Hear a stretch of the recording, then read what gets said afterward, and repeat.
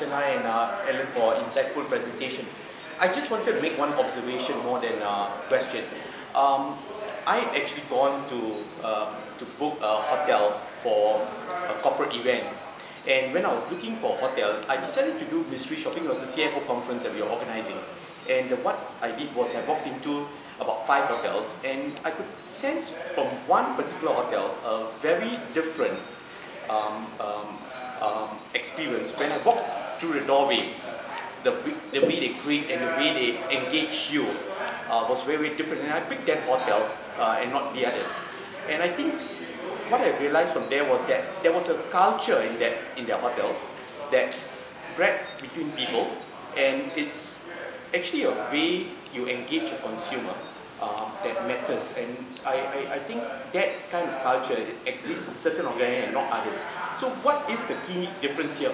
The key difference here is that actually a lot of organizations have taglines that say people are our greatest resource, people are our greatest asset, but many of them don't execute it very well. And the reason for that is because it must come from the top down.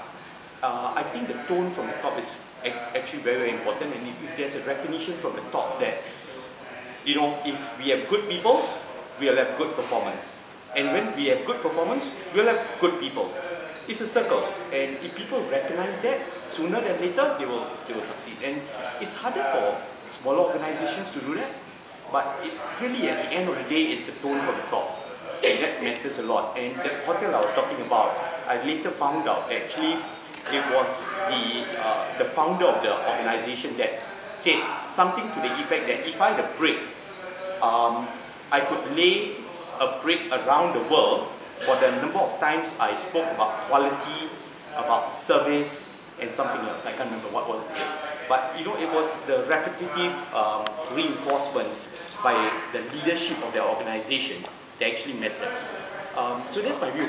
To address the other question about Gen Y characteristics, I think there are both pros and cons. One, the pro is that Gen Y is actually very, very exposed to different experiences through their social networks and many others. It's about giving them space to breathe in the organization. I've often found that when I engage young people in small teams, I tell them that they are unbiased, they have fresh outlook. Tell us how we can grow our revenue streams, and they come up with fantastic ideas. If organizations, even social enterprises, use young people to consider how they can, you know, how they can expand their footprint, how they can, you know, make their organization move forward, that would be very, very powerful. It's just that I don't think we are giving the young people enough space to do things outside the box. We sort of box them in from day one. And that's the challenge.